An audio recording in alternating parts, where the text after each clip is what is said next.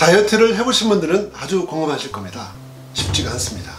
특히 고도 비만인 경우 지방세포 크기도 커지고 수도 많아진 상태, 즉 암적, 병적 비만인 경우 더더욱 어렵습니다. 그러나 해결책이 절대로 없는 것은 아닙니다. 이에 대해 상세히 알려드리려고 합니다. 하하하! 실천하는 외과의사 이용철입니다. 오랫동안 비만 치료를 해온 저 같은 경우는 다이어트에 실패하시거나 체중 감량이 잘 안 되시는 분들, 요요 현상으로 저희 병원에 상담을 오시게 되면 일단 저는 다른 검사보다도 장내 미생물 검사를 권하고 있습니다. 검사 결과를 보면 정상 체중을 가지신 분들보다 대부분에서 장내 미생물 환경의 다양성과 균형이 안 좋게 나옵니다. 장과 도대체 비만이 어떤 연관이 있냐고요? 예를 들겠습니다. 숲에 살고 있는 생물들이 건강하려면 나무와 풀, 그리고 이를 지탱하고 있는 토양과 같은 여러 자연 상태가 균형이 맞고 풍부하고 울창해야 되지 않겠습니까? 오늘은 나무에 영양을 공급하는 토양을 비롯한 환경처럼 비만과 연관이 있는 영양소를 공급하는 장에 대한 설명을 해야 해서 좀 영상이 이루어질 것 같습니다. 비만 환자들의 장내 미생물 검사 결과와 이에 따른 치료에 대한 구체적인 설명은 설명글에 있으니 참조하시고 설사 지루하시더라도 채널 고정해 주시고 끝까지 시청해 주시기 바랍니다. 우리 인체에는 약 100조 마리의 장내 미생물이 공생하고 있습니다. 100조 마리. 여러분 상상이 가십니까? 얼마나 많은 숫자인지. 이런 장내 미생물들이 하는 일도 중요한 일들이 많이 있다는 거 알고 계시죠? 이건 오른쪽 카드를 참조해 주세요. 간략히 설명드리자면 장내 미생물은 소화, 대사, 외부 물질에 대한 방어를 통한 장벽 보호, 해독, 면역, 뇌, 신경 전달 물질, 비타민 B, 비타민 K와 같은 비타민 생성 등을 담당하고 있습니다.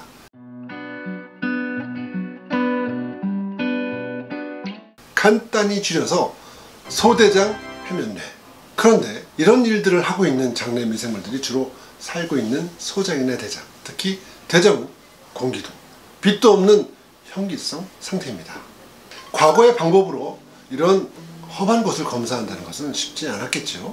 다행히도 2000년도 이후 유전체 검사의 발달의 덕분으로 인체보다 더 복잡하고 많은 미생물의 DNA 서열을 저렴한 비용으로 밝혀낼 수 있게 된 겁니다.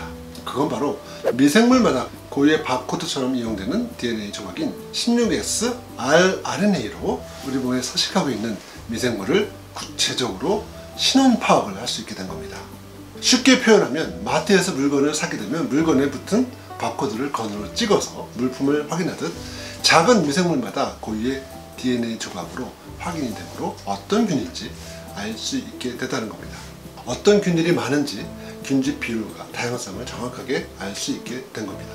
그리고 또 다른 형식의 유전체 분석 방법을 통해서 장내 미생물, 즉 장내 미생물이 살고 있는 환경이 좋은지 나쁜지 어떤 질환과 연관이 되어 있는지까지도 부위별 환경의 기능적인 특징까지도 알 수 있게 된 겁니다. 이 두 가지를 합쳐서 장내 미생물을 비교 분석하는 시스템의 플랫폼을 NGS, Next Generation Sequencing, 차세대 염기서열 방식이라고 합니다. 이 원장이 설명하는 것보다 좀 더 자세하게 더 알고 싶다, 나는 지적 호기심이 너무 넘치는 학구적인 분들은 여기 이 책 참조하시면 될 것 같습니다. 자세히 들어가면 좀 복잡하지만 이렇게까지만 이해하셔도 지금까지의 유전체를 이용한 장내 미생물 검사 결과를 이해하시는데 큰 문제는 없으실 겁니다. 이제까지 제가 사용해보고 경험해본 장 건강을 체크하는 검사 키트입니다. 가격은 7에서 8만원부터 25만원 정도까지 다양합니다. 고가일수록 자세한 검사 결과가 나오고 검사하는 균 종수가 차이가 나기 때문에 저가는 5에서 6종을 분석하고 이를 바탕으로 통계를 내지만 제가 이 검사를 선호하는 이유는 최소 60여 종의 미생물을 분석하기 때문입니다. 이를 통해 다양성, 균집 비율, 유익균, 유해균의 비율, 한국인 탑5 미생물을 비교해볼 수 있는 것이 좋습니다. 제가 오늘 그래서 여러분의 이해를 돕기 위해서 환자 한 분의 결과를 보여드리도록 하겠습니다. 전형적인 비만 환자의 결과입니다. 좌측을 먼저 보시면 우선 장내 미생물 총의 다양성이 정상인과 같은 나이에 비해 많이 떨어져 있습니다. 장내 환경이 건강하지 않다는 겁니다. 그리고 그 아래를 보시면 군집 비율이 나와 있죠. 포미큐티스 들어보셨죠? 여러분은 아마 비만균, 뚱보균이라고 알고 계실 텐데요. 포미큐티스라는 것은 단위가 균 레벨이 아니고, 설명을 좀 붙이자면 생물 시간을 떠올리시면 생각이 나실 겁니다. 분류 방법에서 종속, 과목, 강분계 아시죠? 포미큐티스는 이 중에서 큰 레벨인 문 레벨입니다. 메르세데스 벤츠 자동차를 예로 들면 포미큐티스는 독일차, 그리고 비만균은 벤츠차 중에서도 E 클래스 생각하시면 됩니다. 그러니까 말이죠, 포미큐티스가 많다고 반드시 비만은 아니라는 겁니다. 이분 같은 경우는 정상적인 포미큐티스 균집보다 많은 거죠. 확실히 좋지는 않습니다. 오른쪽을 보시면 유익균은 많아 좋지만 상대적으로 유해균이 훨씬 많습니다. 거기다가 정상 체중을 가진 한국인이라면 지니고 있는 탑5 미생물 5가지가 턱없이 모자랍니다.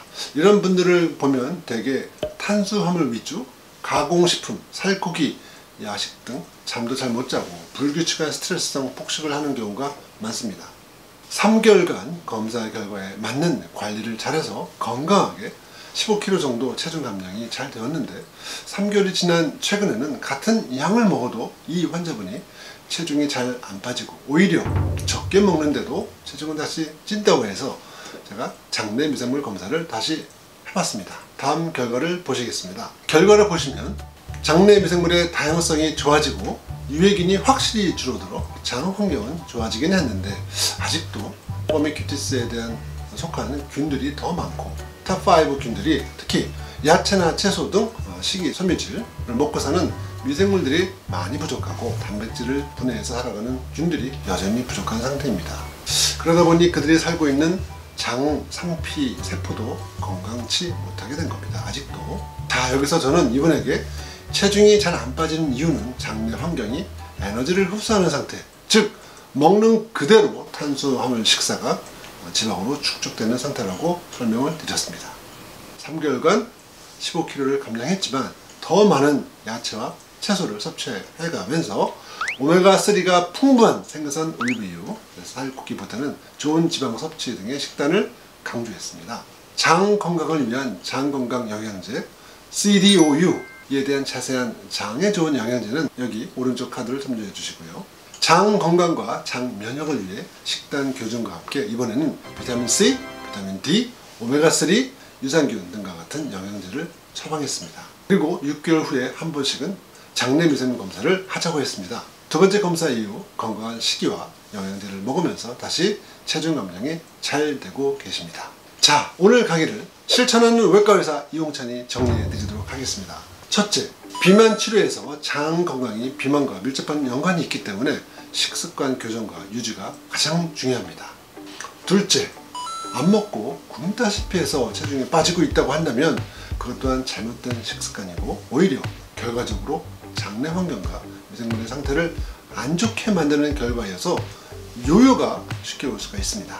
셋째, 체중 감량이 잘 되더라도 장기적으로 이를 잘 유지하려면 장내 미생물의 환경과 유익균이 잘 조성되도록 확인과 관리를 해야 됩니다. 오늘 강의가 좀 어떠셨나요? 다이어트를 하시는 분들에게 좀 도움이 됐었으리라고 생각합니다. 좋아요, 구독 부탁드리겠습니다. 다음에는 장 건강을 위한 좋은 프로그램 5R에 대해서 실천할 수 있도록 알려드리는 시간을 가지도록 하겠습니다. 하하하! 실천하는 외과의사 이용찬과 함께하면 우리 모두 좋아집니다. 위비양 이용찬이었습니다.